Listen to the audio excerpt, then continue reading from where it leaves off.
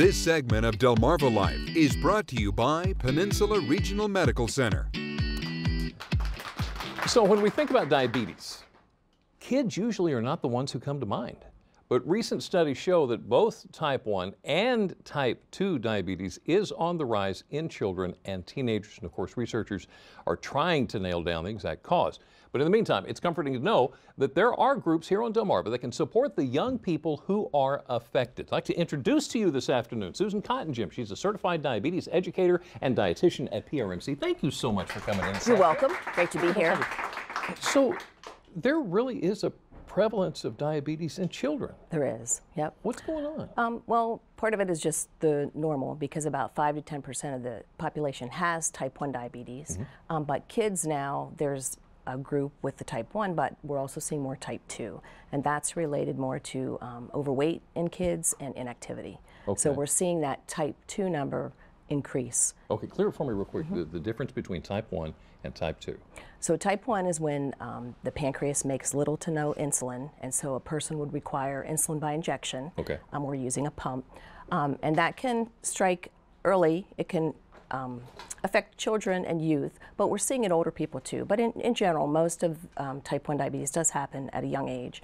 Type 2 usually happens after the age of 40, but we are seeing that increasing as well because there are more kids that are inactive and overweight, and it just, you know, that prevalence is growing. Wow, that is amazing. Now, PRMC has support groups for kids and teens with diabetes. Tell me about it. Right.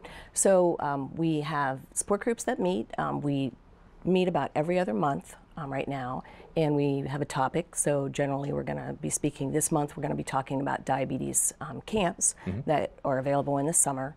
So kids and teens, and there's usually an age, you know, cutoff.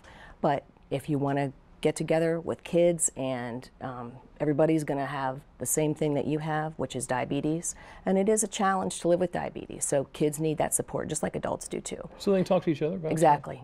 So this has got to mean a lot to families. It does. It does. And it's hard sometimes for their families to let go, like a parent letting their child go, because right now the two camps that we're going to be covering on Monday, one is up around Baltimore and the other is in Northern Virginia. But there are counselors there are medical staff, doctors, nurses, dietitians, certified diabetes educators, and they're all part of the camp along with counselors. Right. Okay, obviously you work with this a lot.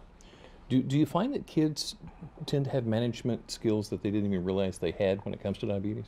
Well, I think so. I think they have to realize their strengths and weaknesses and realize that they need support from their family. You know, sometimes it's a challenge knowing, as a parent, knowing when to let the child, you know, have more of the management of their diabetes, you know, and you have to always provide support. So, you know, you don't want a young child being on their own. There's like a give and take, and you want to gradually help your child grow into managing their diabetes so that, you know, when they're leaving for college, they're able to do it on their own. They can do it themselves. Right. You mentioned a camp.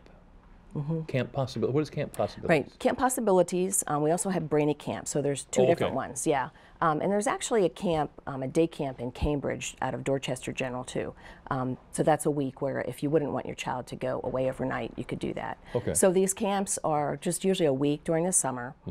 There are funds available if, you know, you're limited in financial needs. So don't feel that if you couldn't afford it, there'd be no way to go. You know, because there are opportunities to make that happen. And we can just contact you if we have questions about where, what, when, and sure. things like that. And we work with one of our diabetes educators attends the camp, attends Brainy camps, and then we have people in our support group, one of the kids and his parents, they have been very supportive of Camp Possibilities, so he's attended for many years. And so through the support groups, this one in general, just to get kids aware that they're out there, and the parents that, you know, it's a great place to go because the kids are part of that group. You know, everybody there has diabetes, so you're all dealing with the same things, which can be very challenging. A child with a diabetes has got to be huge, so this is a good break for the parents too? Sure, exactly, yep.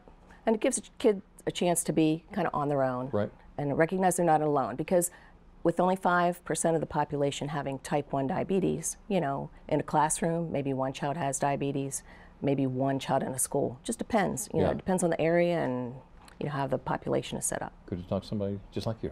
That's right. Susan Cotton-Jim, thank you so much for your time with us You're this welcome. afternoon. Wonderful information for us to know. If you want to find out, we'll have more information for you.